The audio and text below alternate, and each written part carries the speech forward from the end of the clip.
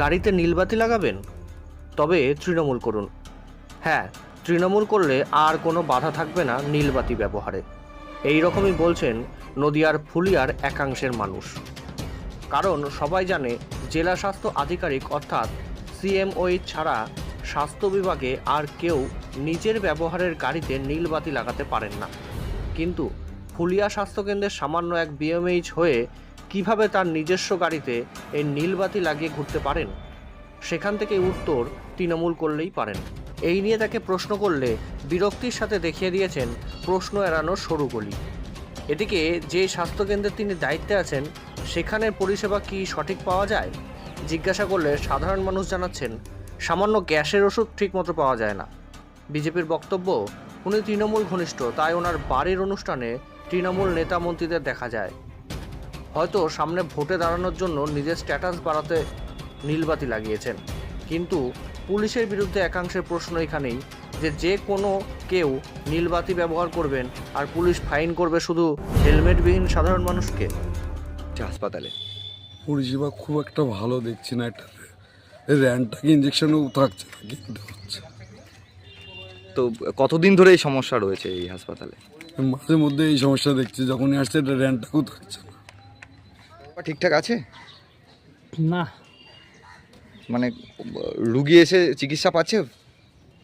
ওই মানে কোনো রকম মানে ভালো। আসলো, গরিব মানুষ আসে, ওরা একটু চিকিৎসা ভালো পাওয়ার জন্য, কিন্তু ওই আসে কোনো রকম একটু ওষুধ দেয়। যিনি আধিকারিক রয়েছেন তিনি দেখেন বিষয়টি? এটা আমরা জানি না ঠিক। এইটা নীলবাতিটা তো এই প্রথম আপনাদের মুখে বা আপনাদের কাছ থেকে আমি জানতে পারলাম আজকে।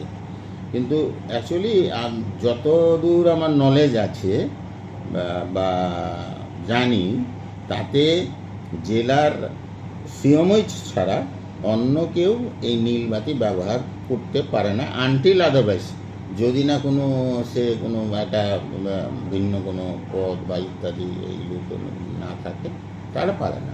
দুটো গাড়িতেই নীলবাতি ইউজ হয় পার্সোনাল। ওই তো বললাম, একই তো কথা, পারে না। সিএমওই ছাড়া অন্য কেউ এটা সাধারণভাবে পারে না। তার বক্তব্য যে ভিডিও যদি পাই, আমি কেন পাই না? আমি কারোর সঙ্গে তুলনা করতে চাইছি না, এটা আমার ডিপার্টমেন্টাল ব্যাপার, আমি ডিপার্টমেন্টের এটাই বলছি। আপনার নাম? আমি যতীশ চন্দ্র দাস, সিএমওই নদিয়া। হ্যাঁ, তৃণমূলের লোক হলে ঘুরতে পারেন, কারণ তিনি তো জনগণের পরিষেবা হোক ভালো, এটা কিছু চান না। আমি ওনাকে সিএসআর ফান্ড থেকে কিছু হসপিটালের, গ্রামীণ হসপিটালের ডেভেলপমেন্টের জন্য প্রয়োজনীয় এক্স-রে থেকে আরম্ভ করে বিভিন্ন সাজ সরঞ্জাম দেওয়ার প্রস্তাব দিয়েছিলেন। উনি কোনো মতেই রাজি হননি। আর আসলে শোনা যায় তিনি ভোটে হয়তো দাঁড়াবেন, তো তৃণমূলের সাধারণ কমিশনাররা নীলবাতি নিয়ে ঘুরে বেড়ান, উনি তো স্বাস্থ্য আধিকারিক।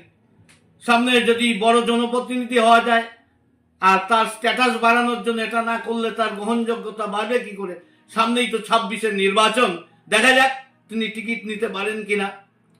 আর সেই পথেই বোধহয় হাঁটছেন, সেই জন্য স্ট্যাটাস বাড়াচ্ছেন।